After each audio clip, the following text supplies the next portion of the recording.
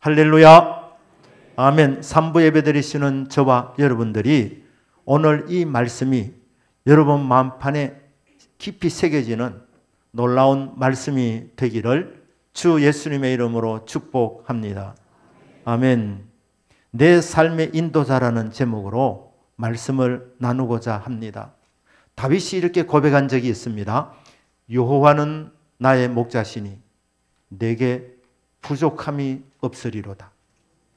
양의 필요를 아시는 하나님께서 채워주시고 공급해 주시는데 부족함이 없게 채워주시는 우리의 인도자가 되시는 하나님은 선한 목자이십니다.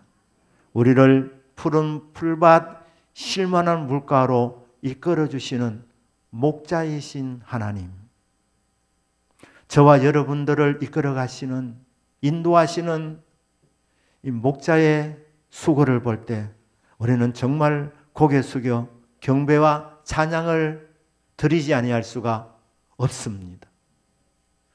오늘 히브리서 6장에 보면 하나님께서 믿음의 조상 아브라함을 인도하는 방법을 우리는 말씀을 통해서 깨달을 수가 있습니다. 저와 여러분도 아브라함을 인도하셨던 선하신 목자 우리 하나님께서 비슷한 방법으로 우리를 이끌어 가시기 때문에 오늘 이 말씀을 통해서 영적 교훈을 받았으면 합니다. 하나님께서 아브라함에게 어느 날 찾아오셨습니다.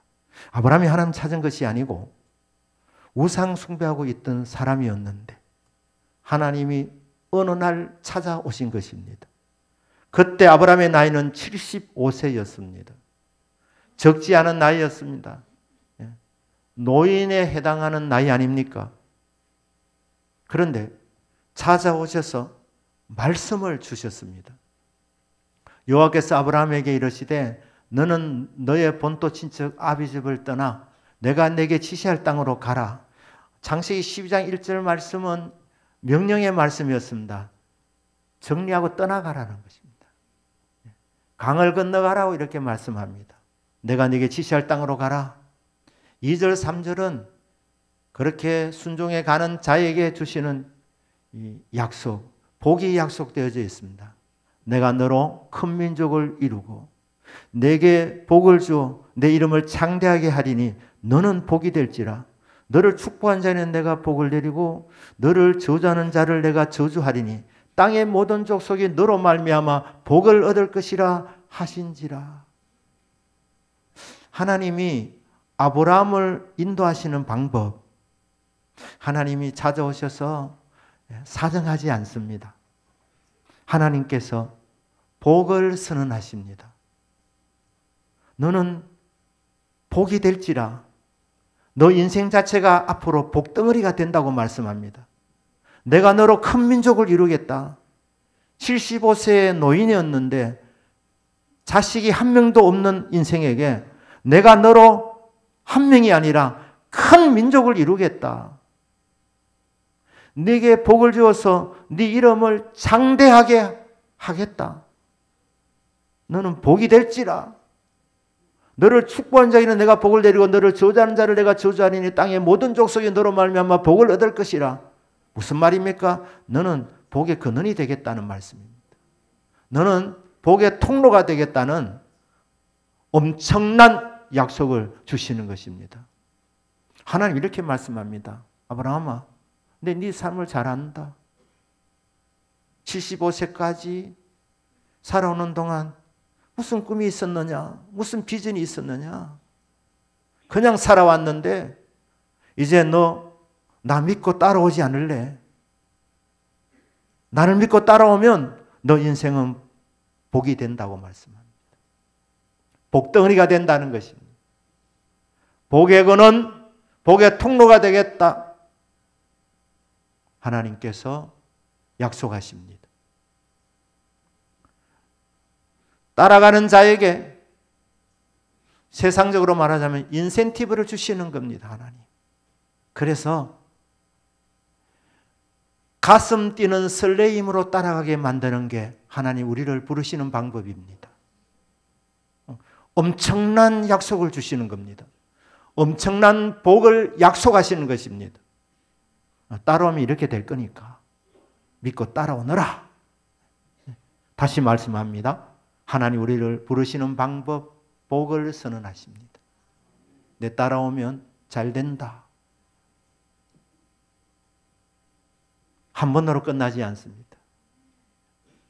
복이 그냥 쉽게 이루어지면 얼마나 좋겠습니까? 살다 보면 위기가 올 때도 있습니다.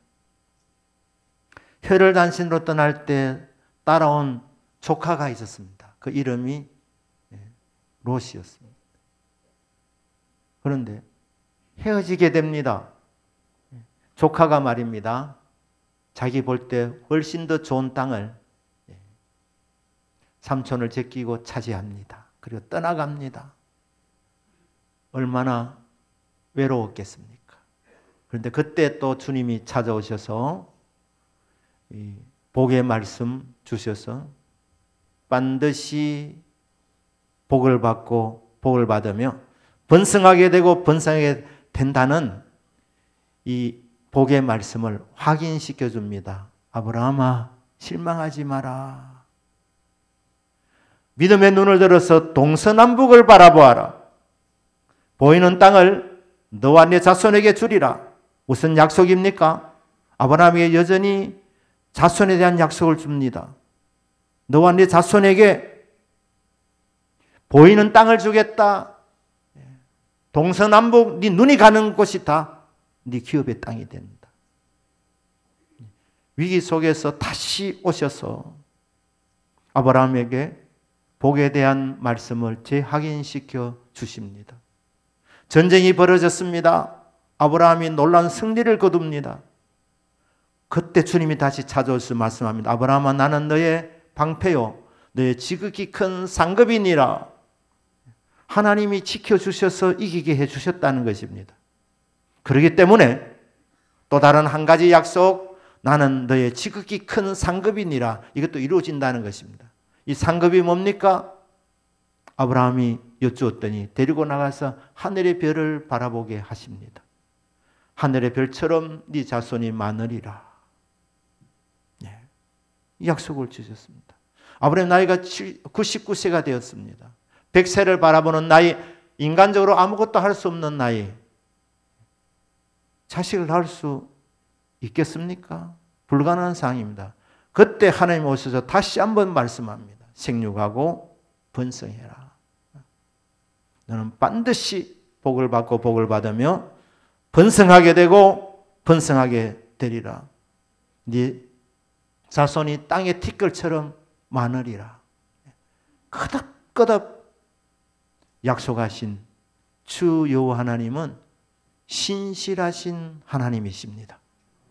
약속하시면 반드시 이루어집니다. 말씀하신 대로 이루어지는 것입니다. 이 약속을 주시는 하나님은 어떤 하나님이십니까?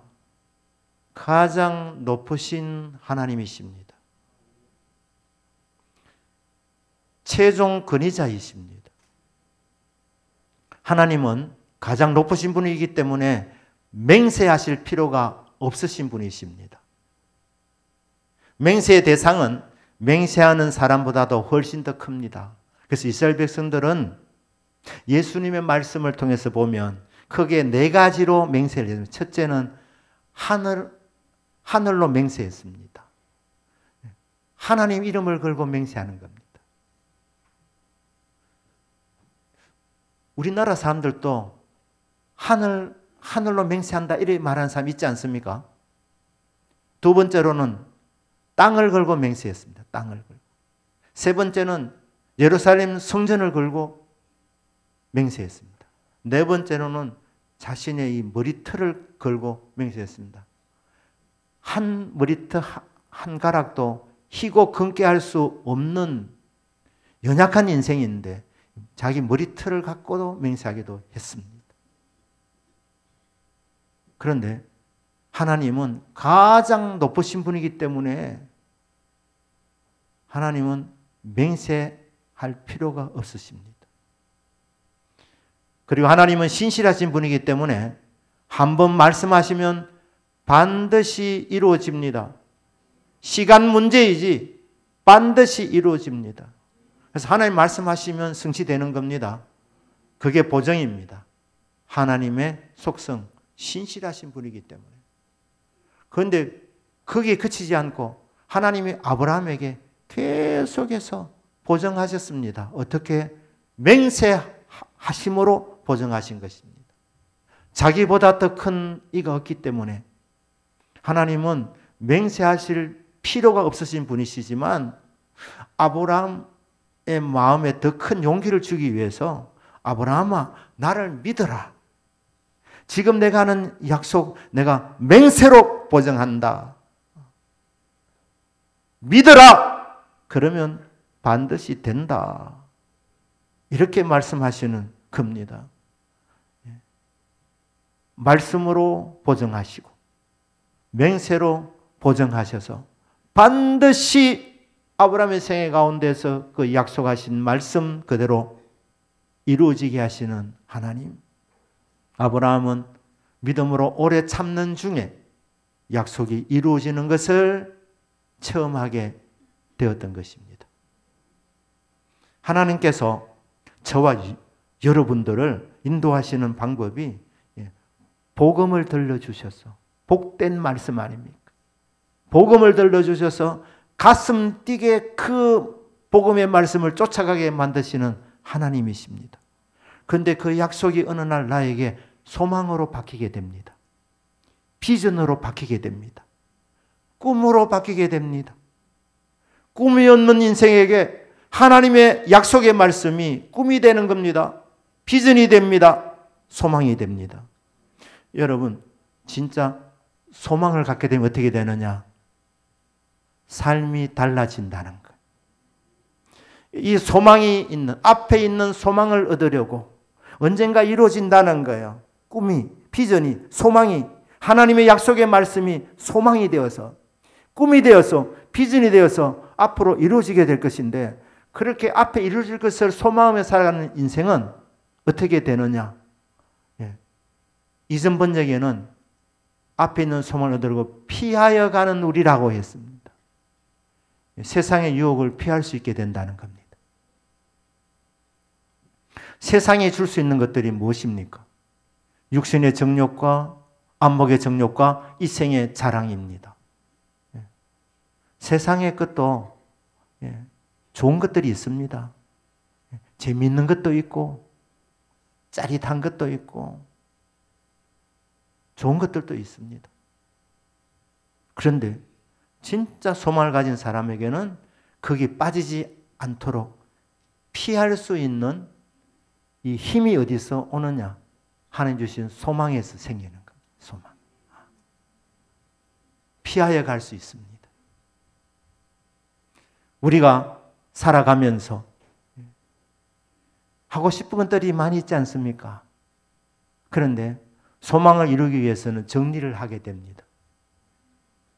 가장 필요한 것, 가장 절실한 필요가 있고 절실하진 않지만 그래도 있었으면 좋겠다 싶은 것도 있고 여러 가지 이제 필요들이 있는데 가장 중요한 이 소망을 위해서 다른 것은 포기할 수 있게 되는 겁니다. 어제 저희 교회에 전한길 일타 강사 집사님 오셨습니다. 원래 캐톨릭 신자였는데 아내를 잘 만났습니다. 아내가 대구 대동교회 교인이었습니다. 그래서 종교를 결정해야 되는 시점에서 캐톨릭일까? 기독교일까? 그런데 기독교를 선택했습니다. 아내를 따라 대동교회를 출석했습니다. 집안에서 나중에 그랬답니다. 네가 여자를 데리고 와야지. 성당으로 데리고 와야지. 네가 왜 끌려갔느냐.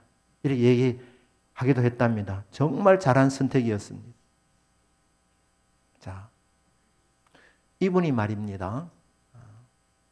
이곳에 주님을 만났고 그 이제 노량진에 서울의 노량진에 가서 이제 일타 강사가 됩니다. 공무원 시험 준비하는 준비생들에게 강의를 하는, 한국사를 가르치는 이런 1타 강사가 되었습니다. 여러분, 강사라고 다 강사 아닌가 봅니다. 1타 강사가 있고 2타 강사가 있고 3타 강사, 4타 강사도 있답니다. 그런데 노량진 거기는 말입니다. 쟁쟁한 강사들이 많답니다. 학벌들도 대단하답니다. 스카이 출신들이 많답니다. 그런데 이 전한길 집사님은 경북대학교 출신입니다. 그리고 전공이 역사가 아닙니다. 국사가 아닙니다. 전공이 지리였습니다. 지리. 그런데 날고기는 강사들 눈에 보니까 어느 날 이게 말입니다. 경북대학교 출신, 그것도 한국사를 전공하지 않은 지리를 전공한 사투리를 벅벅 쓰고 말입니다.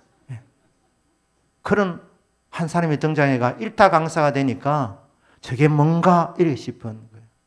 어떻게 그게 가능했습니까? 전한길 이 집사님 중요한 주제 중에 몇 가지 있는데, 성공하려면 미쳐라 이 말이 있습니다. 성공하려면 미쳐라. 행복하려면 감사의 마음을 가져라. 여러분, 감사합니다 하면 여러분 행복합니다.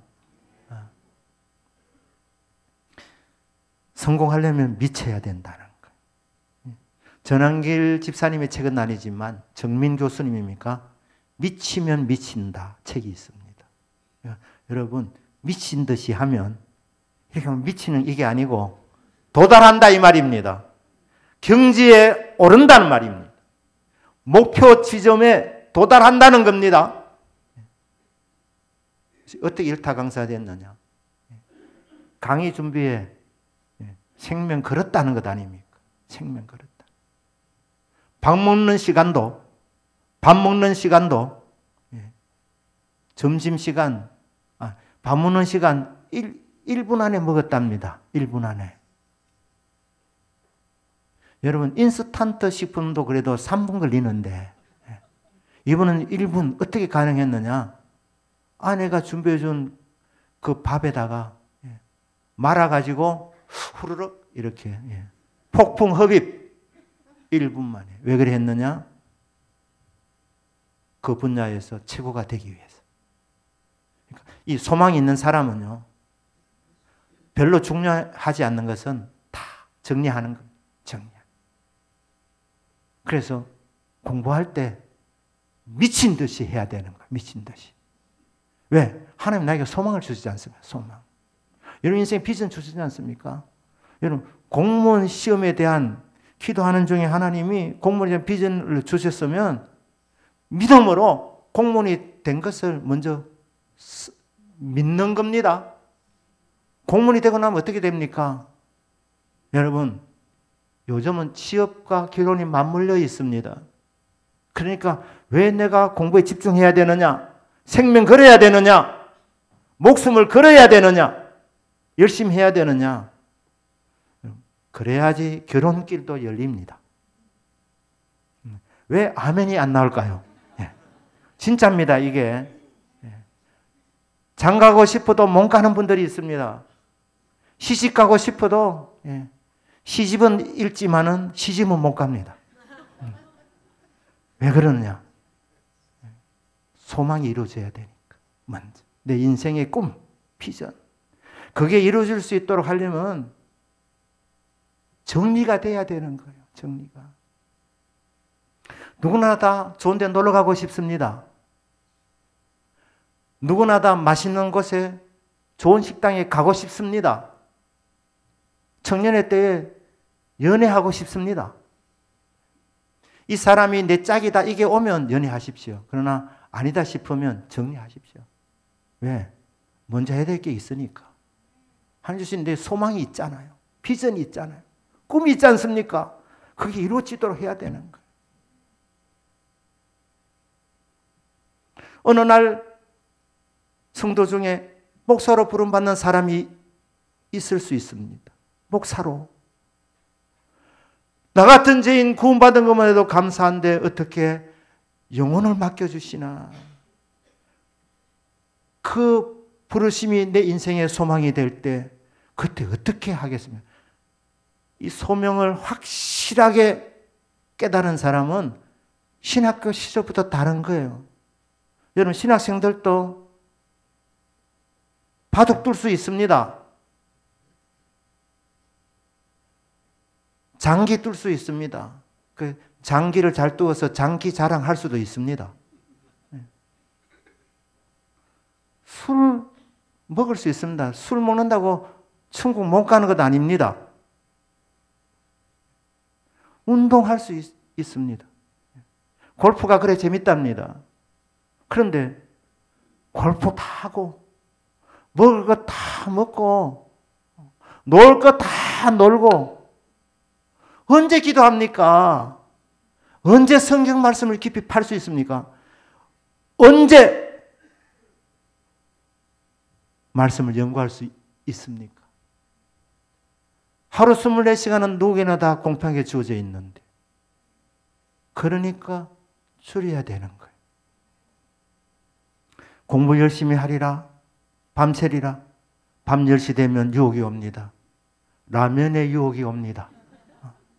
그때 유혹에 넘어갈 수 있습니다. 맛있으니까. 라면 맛있지 않습니까? 네.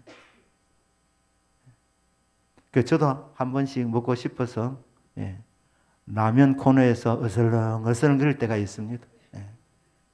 그런데 그 유혹에 넘어가서 맛있게 드시면 좀 있으면 눈이 처지는 거예요. 잠이 오는 거예요.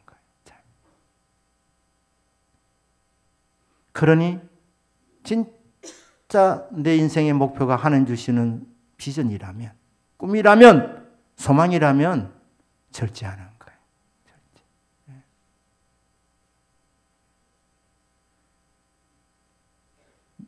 유학을 시켜주실 때 제가 말입니다.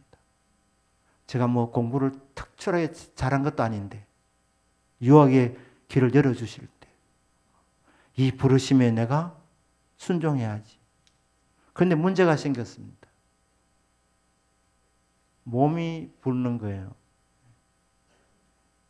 20kg 살이 찐 거예요. 20kg가. 체중이. 그러니 어떻게 되느냐. 책만 보면 너만 보면 잠이 와. 이래 되는 거예요. 잠이 와. 어떻게 해야 되느냐. 어떻게 잠을 이길까? 방법 여러 가지가 있죠. 저는 냉수 마찰을 했습니다. 냉수 마찰. 1년 동안. 1년 동안.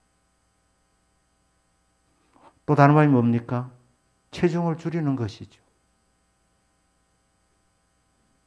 음식을 절제하는 것이죠. 적게 먹는 것이죠.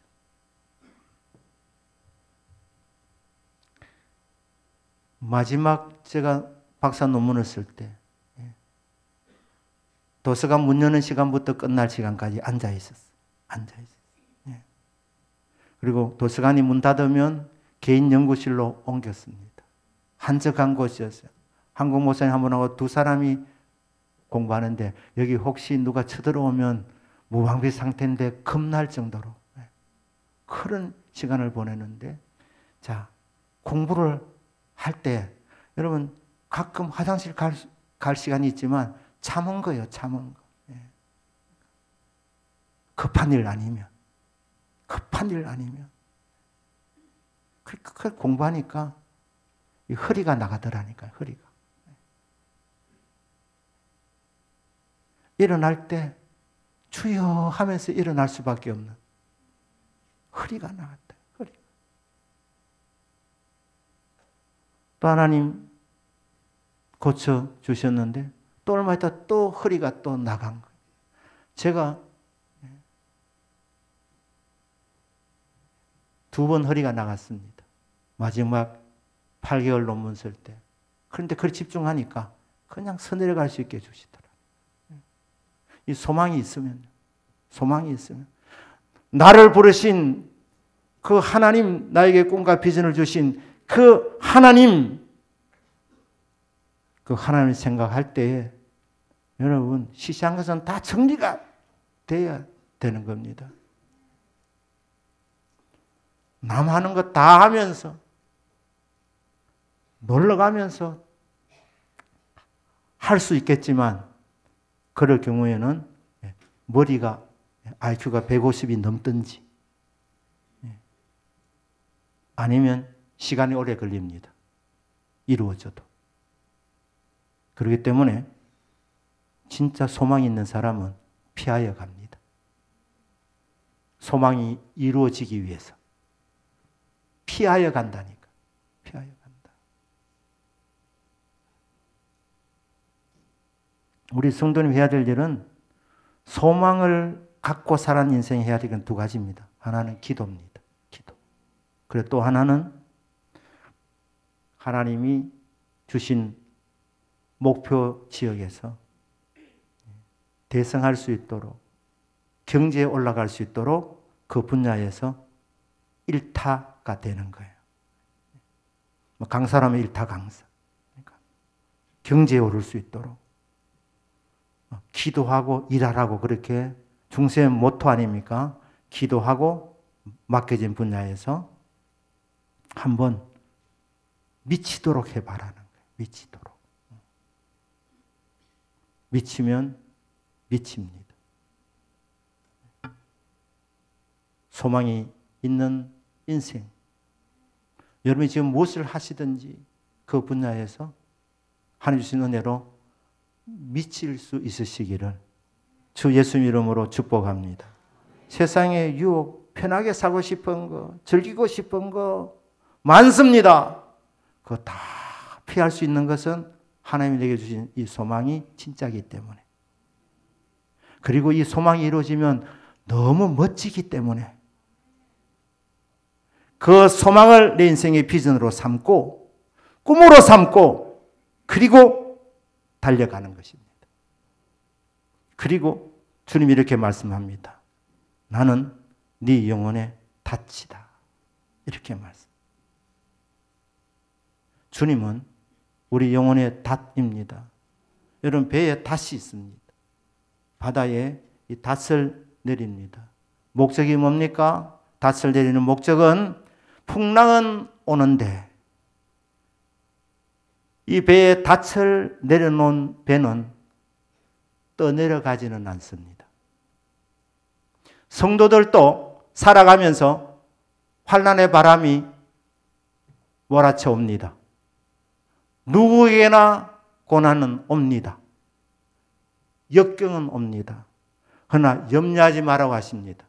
왜냐하면 주님이 내 영혼을 든든하게 붙들어주는 닻이시기 때문에. 내가 네 영혼의 닻이다. 떠내려갈 걱정하지 마라. 환난 풍파는 있다. 네가 약간 흔들릴 수는 있지만 결코 떠내려가지 않는 것은 내가 너를 든든하게 지켜주고 있기 때문이다. 건물 공사할 때 밑에 그물을 이렇게 쳐놓는 것은 혹 떨어지더라도 죽지 않도록 하기 위한 장치입니다. 그게 없으면 더 조심할 것 같지만 아닙니다. 그게 없으면 실수를 많이 합니다. 그러면 죽는 겁니다. 그러나 그물을 쳐놓으면 실수를 거의 하지 않습니다. 왜? 떨어져도 그물이 나를 받쳐줄 것이니까. 주님 말씀합니다. 인생에 환난 있다. 하지만 내가 네 영혼의 닻이다. 말씀하는 것은 걱정하지 마라. 실족되지 않는다. 떠내려가지 않는다. 표류하지 않는다. 주님의 말씀입니다. 영혼의 닻. 그런데 이 영혼의 닻은 특이하게도 아래로 내리는 것이 아니라 하늘의 지성소에 걸어 놓았습니다. 하늘의 지성소. 예수님께서 이 땅에 오셔서 십자가에서 죽으실 때에 성소와 지성소를 가로막는 휘장이 찢어졌습니다. 십자가 이후로 이제는 누구든지 지성소로 들어가서 하나님과 1대1로 대면할 수 있는 은혜의 시대가 열려졌습니다. 그런데 이 예루살렘 성전 안에 있는 이 휘장이 찢어진 것으로 끝나지 않고 우리 예수님은 십자가에 죽으시고 3일 만에 부활하시고 40일 후에 하늘로 승천하셔서 하늘의 지성소로 들어가셨습니다. 하늘나라에 들어가신 것입니다. 우리보다 먼저 가셔서 주님의 자녀들을 지금 기다리고 있습니다. 여러분이 때가 되면 하늘의 지성소로 올라가게 될 것입니다. 이렇게 하늘에 걸어놓은 이 영혼의 닷은 우리 성도님 한 사람 한 사람을 주님의 사랑의 줄로 탁 묶어 놓았습니다. 그래서 우리는 떠내려가지 않습니다. 세상에서는 환난을 당하나 담대하라. 내가 세상을 이기었노라. 세상을 이기신 주님께서 내가 너와 함께 하니까, 내가 너의 영혼에 닫히니까 안심해라. 걱정하지 마라. 하면서 주님의 사랑의 이 밧줄로 우리를 연결시켜 놓고 때가 되면 천국으로 인도하실 것입니다. 우리가 할 일은 영혼에 닫히신 주님을 든든히 신뢰하는 일입니다. 그렇습니다. 요한은 선한 목자이십니다. 사는 날 동안 우리에게 꿈을 주시고 비전을 주시고 엄청난 복을 주시고 소망을 주셔서 그것을 이루어지게 하십니다. 주의 선하심과 인자하심을 맛보아 알게 하시고 마지막 우리가 세상을 떠날 때에 하늘의 성소에 걸어두었던 영혼의 닷, 저와 여러분을 그 천국으로 이끌어 가셔서 안전하게 하늘의 항구에 도착하게 하시는 이 금세와 넷세에 우리의 삶을 선하게 인도하시는 주 여호와는 선하신 목자이십니다. 우리가 할 일은 딱 하나입니다. 그래서 그 선하신 목자의 인도함을 받는 것입니다. 방법은 말씀의 순종입니다. 주님 말씀대로 될 줄 믿습니다. 나를 이끌어 주십시오. 순종하여 따라가겠습니다. 이렇게 따라가서 금세와 넷세에 주의 위로와 은총이 충만하여지는 것을 경험하는 저와 여러분의 믿음이 되기를 주 예수님의 이름으로 축복합니다. 아멘. 기도하겠습니다.